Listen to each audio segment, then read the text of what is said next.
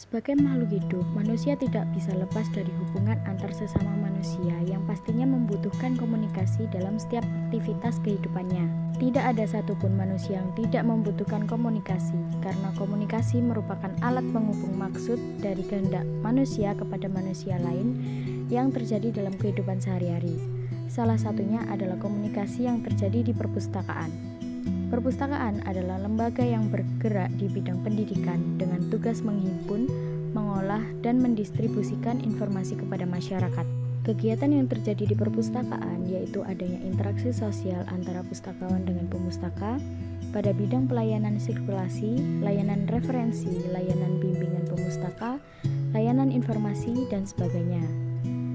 Kemudian adanya interaksi antara pustakawan dengan pustakawan yang dilakukan ketika melaksanakan aktivitas pekerjaan sehari-hari, baik bersifat formal seperti rapat dan urusan administrasi, kemudian bersifat informal seperti komunikasi yang membahas pekerjaan atau masalah individu.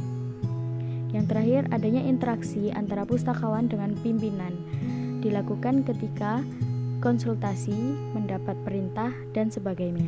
Berikut diagram paradigma Laswell jika diterapkan dalam proses komunikasi di perpustakaan dapat dijelaskan sebagai berikut. Pustakawan sebagai komunikator yang menyampaikan pesan baik secara langsung maupun tidak langsung, kemudian pesan yang disampaikan berupa informasi dan ilmu pengetahuan. Sedangkan media yang digunakan untuk menyampaikan informasi berupa bahan perpustakaan baik yang berbentuk cetak maupun non-cetak. Kemudian informasi tersebut akan tersampaikan kepada pemustaka sebagai komunikannya, sehingga efek yang hendak dicapai adalah perubahan pengetahuan, sikap, dan perilaku dari pemustaka.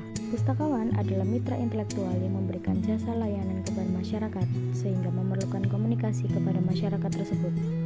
Pesan yang disampaikan komunikator adalah pernyataan sebagai perpaduan dari pikiran dan perasaan yang berupa ide, pendapat, informasi, keluhan, imbauan, keyakinan, dan sebagainya.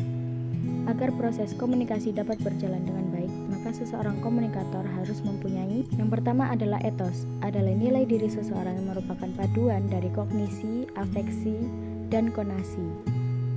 Ada faktor-faktor tertentu yang mendukungnya, yaitu yang pertama, preparedness, kesiapan yang matang. Seriousness, menunjukkan kesungguhan agar menimbulkan kepercayaan pihak komunikan. Sincerity, memberikan kesan kepada komunikan bahwa ia berhati tulus. Yang keempat, kepercayaan. Confidence, selalu memancarkan kepastian. Yang kelima, poise, sikap ketenangan. Yang keenam, keramahan atau friendship, menimbulkan rasa simpati komunikan. Dan yang terakhir yaitu kesederhanaan, moderation, tidak meniru gaya orang lain, tapi jadilah diri sendiri. 2. Sikap, attitude, adalah suatu kesiapan kegiatan, yaitu suatu kecenderungan pada diri sendiri untuk melakukan suatu kegiatan menuju suatu nilai tertentu. Ada 5 macam sikap dari komunikator.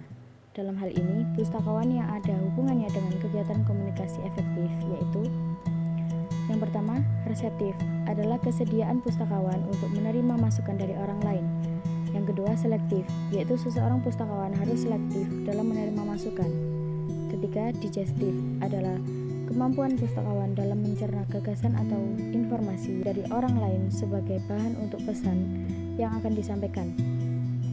Yang keempat, asimilatif, adalah kemampuan komunikator dalam mengkorelasikan gagasan yang diterima dari orang lain secara sistematis dengan apa yang telah dimiliki dalam pikirannya.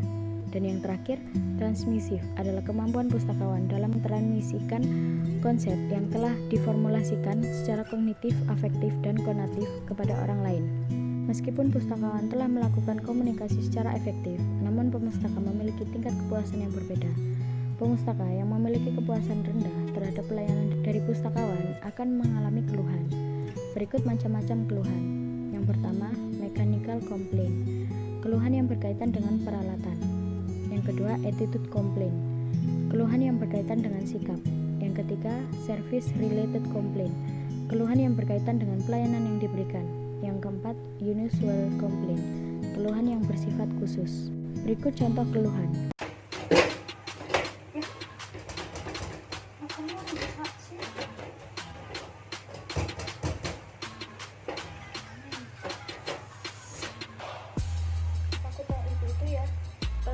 Permisi.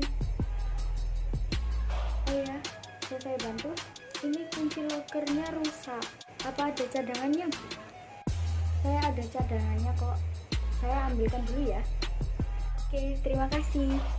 Ya, sama-sama. Kunci komunikasi efektif adalah mencoba mengerti dan melakukan tindakan untuk memuaskan keinginan pemakai perpustakaan. Dengan demikian, pustakawan yang mampu berkomunikasi secara efektif akan menambah jumlah pemustaka yang berkunjung ke perpustakaan. Sekian video dari saya, semoga bermanfaat. Maaf bila terdapat kesalahan dalam penyebutan dan kekurangan. Terima kasih.